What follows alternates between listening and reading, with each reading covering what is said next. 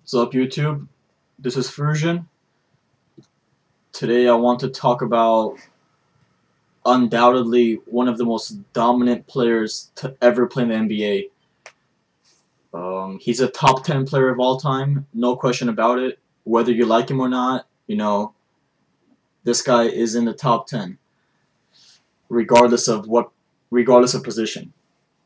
So we all know on June 3rd, 2011, which was last month, Shaquille O'Neal announced his retirement after 19 years in the NBA. He played since 1992 until 2011. Now, the first thing I asked myself um, about Shaq is why couldn't he just play one more season so we can say that he played 20 years in the NBA, which would make him only the second player to ever play 20 years in the NBA, along with Kareem Abdul-Jabbar. Um, but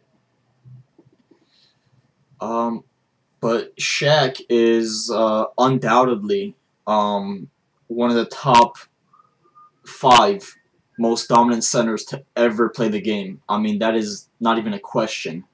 Uh, Top five in that category and top 10 players of all time, regardless. He is in the top 10 again. Um, well, let me just start off by saying that Shaq has been the most entertaining center in the modern day of basketball and sports entertainment. Well, mainly for the NBA, which I'm talking from 1970 to now, the last 41 years. Uh, uh, I mean, sure, Shaq played for six different teams in his entire career, but he's still overall, one of the greatest players of all time, regardless.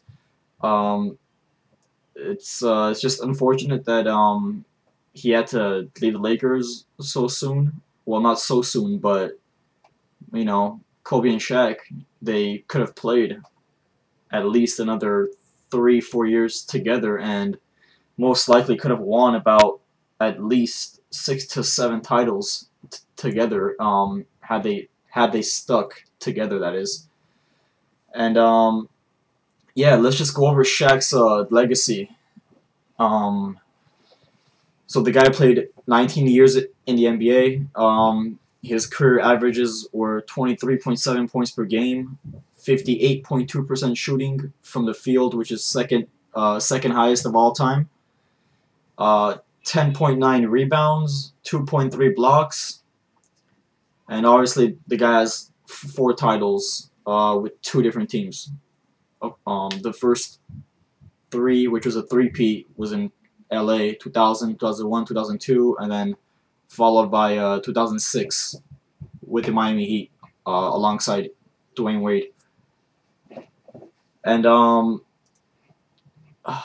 you might say 23.7 is not a lot for a player of Shaq's caliber, Shaq's size, and Shaq's dominance, but it's actually pretty decent, to be honest. That's only about 2 points shy of tying Kareem Abdul-Jabbar's career average, and also Shaquille O'Neal is the all-time leader in most seasons, averaging 20 points and 10 rebounds with 13 seasons. So for 13 seasons, he averaged 20 points and 10 rebounds, bypassing Kareem Abdul-Jabbar and Akeem Olajuwon. Um, so now, that doesn't necessarily make Shaq the greatest center of all time, if you ask me, because speaking of all-time greatest centers, my top five, my personal top five best centers of all time are Kareem Abdul-Jabbar, Wilt Chamberlain, Shaquille O'Neal, Akeem Olajuwon, and five. I'll have to go with either. Five is tough, but in my eyes, it's gonna be Patrick Ewing. Even though the guy never got a championship because he always fell short to Michael Jordan's Bulls, and even though he made the finals two times in '94 and '99, but failed. But anyways, um, yeah, the guy is top three most dominant centers of all time. Regardless, because his size was just so big. I mean, he just had the force and the size to just to just outweigh his opponents left and right. Just all over the floor. I mean, completely. Like the guy was complete dominance. He was 7'1" and about 330, I believe, in his prime, anywhere from 320 to 330 pounds, which was amazing. It's highly unlikely that there's ever going to be another center like Shaq, uh, dominance-wise. Even though Dwight Howard has come closest, but I don't think he compares to Shaq, to be honest. And uh, you know, the guy. I mean, I know he has a lot of haters out there, and me personally, I'm not one of his fans, but I just have to call it how it is. Shaq, I would probably rate number 8 or 9 among the all-time greatest players ever. Like I said, top 10 players of all time. No matter the position, he's in the top 10 regardless. Uh, which but my personal center, my personal favorite center, I should say. I'm sorry, is Akeem Olajuwon. Just so you guys know, I mean, just so I don't get any questions as far as who I think is the greatest center of all time. That's again Akeem Olajuwon, which I believe he's the only person who could have stopped Michael Jordan in the finals had they played in 1994 and or '95. But we'll never know because Michael Jordan was not there. Um, but anyways, let's just go over Shaq's retirement speech, because the guy has just humor like all over. He had humor on the court and off the court, and this is one of the examples of his humors coming off the court.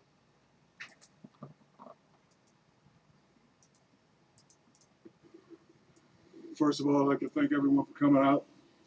Appreciate you guys very, very much. Never thought this day would come. And Father Time has finally caught up with Shaquille O'Neal. And I just want to say, who's this? Yes. For real?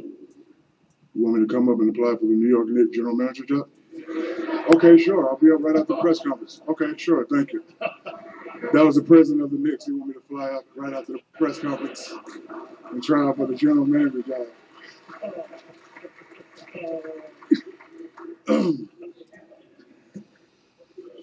After 19 years, I'm announcing my retirement from professional basketball. It is now time for me to begin my new life. I would like to thank my mother and father for their support and guidance. I would like to especially thank my father because without him, I wouldn't be here today. It was him who met a young lady who had a boy. He took us in. He taught me the game. He told me how to play the game. He told me how to dominate the game. So just want to say from son to father, thank you very much. Love you too. And my mother, can't forget about you. The most beautiful woman I know in the world. You always take care of me. After Daddy spanked me, you always brought me in the room. You always snuck the cake and milk and cookies in and told me, don't worry about it and follow my dreams. Thank you very much. I'd like to thank my brothers and sisters for always putting up with me, for always helping me believe in my dreams. I'd like to thank my beautiful children for putting up with Daddy's schedule. Daddy always had a hectic schedule, and, Daddy came home moody after games and stuff like that. And yes, Daddy will continue to take you to Toys R Us now that he's retired. My family has made many, many sacrifices, and for them, I'm very, very grateful. The fans have meant a lot to me. I just want to thank the fans. The fans all around the world really, really showed me love in every arena. I just want to thank you very much. I'd like to thank the NBA and David Stern for what he has created here for the NBA today. I'm going to miss a lot about the game. I'm going to miss the competition, the camaraderie, the friendship, the fans, joking with the media, and I'm really going to miss the free throws.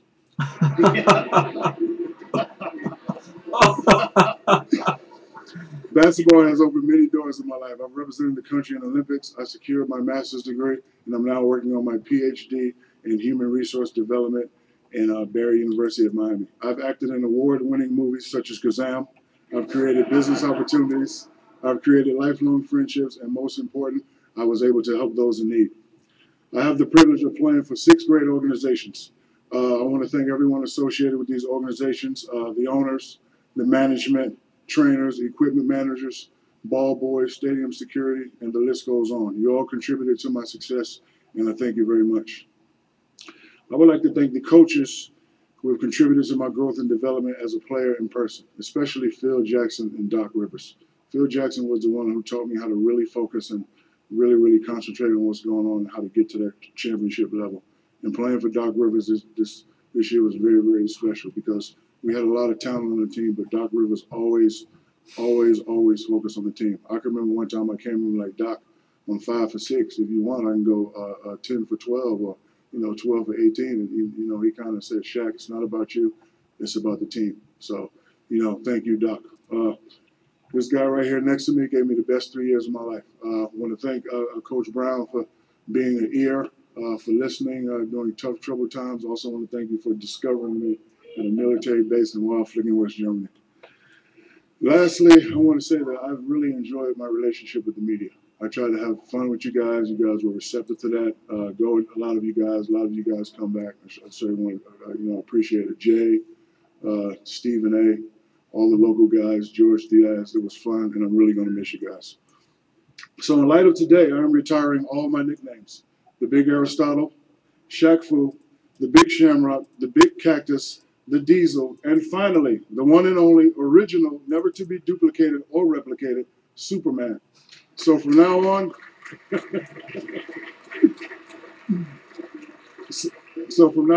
you guys can call me the Big AARP, Association for the Advancement of Retired Persons. Thank you very much. Thank you for coming today.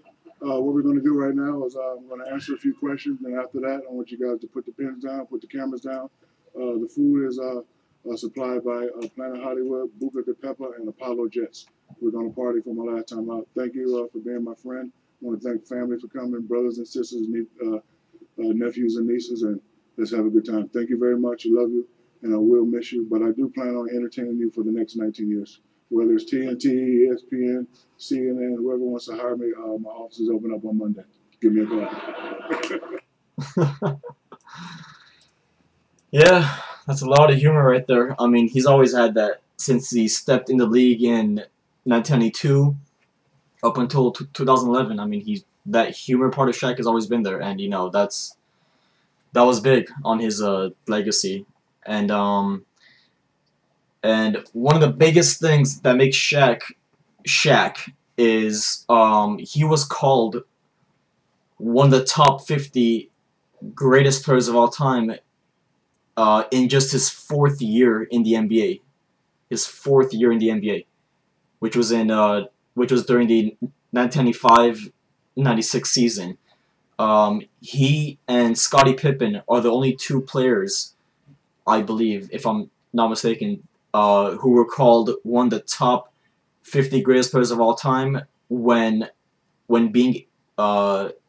despite being in the league for less than a decade, 10 years.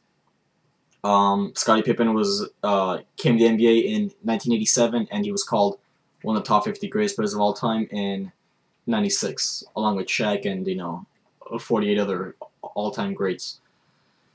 But yeah, those are my thoughts on Shaq's legacy, Shaq's retirement speech, etc., etc.